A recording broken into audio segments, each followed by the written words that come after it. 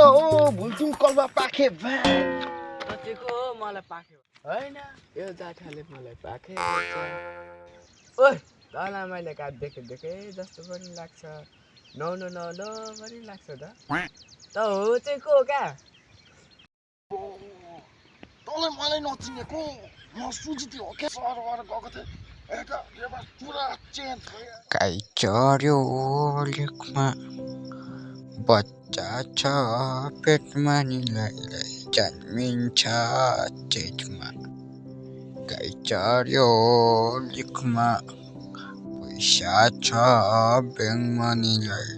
जन्मिन्छ निस्किन्छ चेतमा सारा गीत गाउनु नजान्ने ठोक्का मेरो जिन्दगी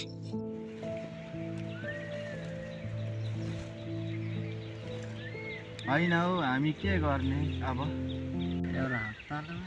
अर्को आलु त हिजो अर्काको बुढीलाई नजिस्कामै भनेको होइन यो त तैँले गर्दा यहाँ चाहिँ खेतबारीमा बिहानदेखि बस्नु पर्यो होइन मलाई मात्रै भन्छस् त पनि नेउरी मुसा जस्तो लुसु लुसु लुसु लुसु लुसु लुसु पछि पछि लागेको होइन मेरो पछि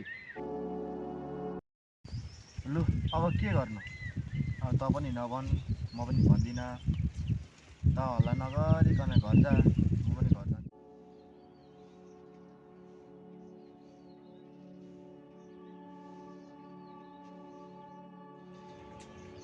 ए अथरै दिनभरि मोबाइल मात्रै चलाएर बस्ने हो कि